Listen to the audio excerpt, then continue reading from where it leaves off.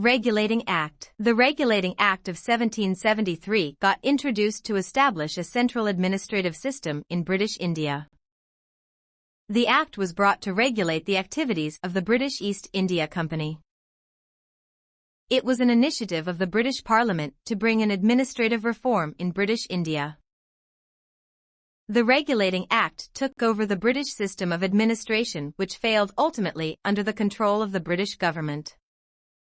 Under the Regulating Act, the British East India Company has to perform all its administrative functions under the British Parliament's supervision and submit reports on revenue, civil and military functions of the company to the Court of Directors. Circumstances that led to Regulating Act 1773. The system of dual government introduced in 1765 by Robert Clive failed miserably. The dual system of government persisting from 1765 to 1772 resulted in many problems and the establishment of a corrupt government. The Battle of Plassey and the Battle of Buxar led to the establishment of the East India Company in India. After the British East India Company won the Battle of Buxar in 1765, the establishment of the dual system of government was done by Robert Clive after he became the Governor-General of Bengal in May 1765. Robert Clive made Awadh establishment a buffer state due to its crucial location between Maratha and British territories. Without any concern, Robert Clive restored Shujayuddin as the Nawab of Awadh after the Battle of Buxar, placing a condition of paying 50 lakh rupees as an annual tax on the part of Nawab. Robert Clive also made a treaty with Shah Alam II, which would let him remain the Emperor of Delhi. The Diwani rights of the territories of Bengal, Bihar and Odisha, which were to the north of River Swarnarekha, got conferred upon the Britishers as per the settlement with the Mughal Emperor Shah Alam II. Diwani right means that the company will have the right to collect revenue from all these three states. The company will pay 26 lakh rupees to the Mughal emperor in return for these Diwani rights. Robert Clive placed Nizamuddin, the son of Mir Jafar, as the new Nawab of Bengal to handle the administration of Bengal, but he had no actual powers. It would get considered a breach of diplomatic etiquette by the Britishers if they had taken unofficial control of Bengal and could result in international repercussions. That's why Clive handed this method to show that a local authority is in power. The Nawab of Bengal used to receive 53 lakh rupees annually from the British administration. The revenue given to the Nawab was not adequate to administer law and order. He also did not have any economic resources as the company collected the revenue. According to the dual system government, the British had political and economic powers but had no administrative responsibilities. They had absolute military power and the right to collect revenue in Bengal. Dual nature of power caused many problems for the Nawab. He had to supervise the administration, the criminal justice system, and law and order maintenance without any real power. The corruption among the officials increased as the revenue collected by officials were not managed or recorded correctly. The unreasonable tax structure by Britishers led to the suffering of huge losses by peasants. Neither Nawab nor the company paid attention to the affected peasants. Trade became too costly for the merchants, and handloom businesses got destroyed. Hence, the administration and the dual system collapsed.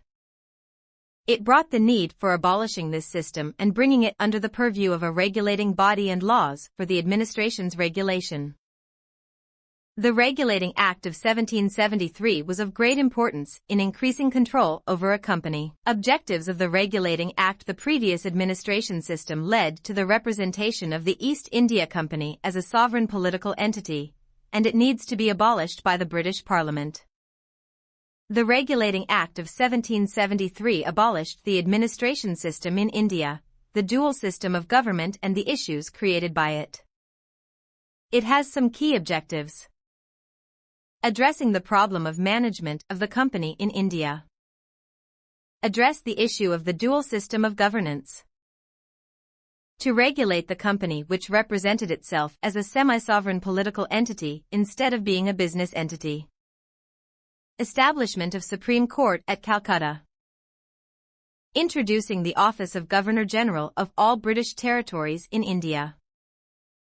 Increased control over East India Company by the Court of Directors situated in England. A prohibition from involving in any private trade. A prohibition from accepting bribes and gifts from local people. Served the British Crown the power to address control over the Indian affairs. Importance of the Regulating Act. The Regulating Act of 1773 ensured a supreme body for both administration and adjudication machinery in India. The establishment of the Supreme Court at Calcutta resulted in proper management of judicial functions. The establishment of an Office of Governor-General at Fort Williams, Calcutta, will denote it as the supreme authority for managing the administerial functions of the British Crown in India.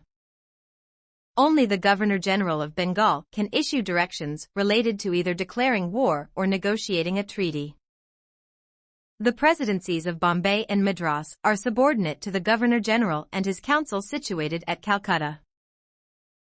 It gave the powers to the Crown to regulate the arbitrary conduct of the East India Company. A system got introduced to prevent the government officials in India from being corrupt or from accepting bribes and gifts from local people. Defects in the Regulating Act 1773. Besides having advantages, this act also had some disadvantages related to its operation and implementation. These are: the act rendered the Governor-General without any veto power. He was overruled most of the time by the majority decision of the members of his council. He was responsible for all his acts to the Court of Directors and answerable for the administrative decisions taken in India.